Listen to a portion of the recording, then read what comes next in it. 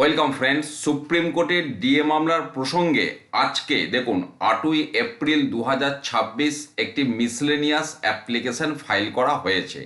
এবার এর প্রেক্ষাপটটা একটু বলতে হয়।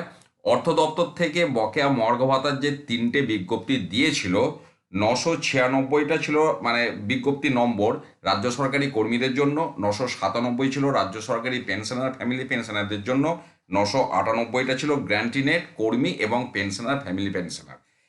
অবাক করার মতো বিষয়, 996 এবং 997 অর্থাৎ রাজ্য সরকারি কর্মীদের বিষয়ক যে দুটো, সেখানে কিন্তু সুপ্রিম কোর্টের নির্দেশ মোতাবেক বকেয়া মর্গ ভাতা প্রদানের বিষয়টি উল্লেখ করা ছিল, কিন্তু 998 অর্থাৎ গ্র্যান্টিনেটের জন্য যে বিজ্ঞপ্তি, সেখানে কিন্তু আন্ডার কনসিডারেশন এই সমস্ত বক্তব্য রাখা হয়েছে।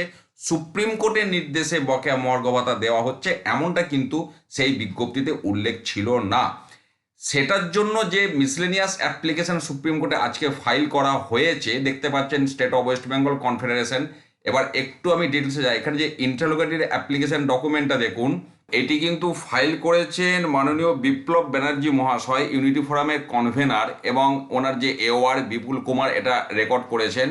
এবং ইউনিটি ফোরামের যিনি আইনজীবী আপনারাও জানেন, মাননীয়া করুণানন্দী মহাশয়ের নির্দেশ বা তার আলোচনা বা তার সাজেশন মোতাবেক এটা কিন্তু করা হয়েছে। এবং বিপুল ব্যানার্জি মহাশয় উনিও কিন্তু গ্র্যান্টিনেট ডিপার্টমেন্টেরই একজন কর্মী, অর্থাৎ গ্র্যান্টিনেটদের যে অবহেলা করা হচ্ছে এই বিষয়টাতে, সেটাই সুপ্রিম কোর্টের নজরে আনার জন্য কিন্তু এই মিসলেনিয়াস অ্যাপ্লিকেশনটা আজকে ফাইল করা হলো ইউনিটি ফোরামের পক্ষ থেকে।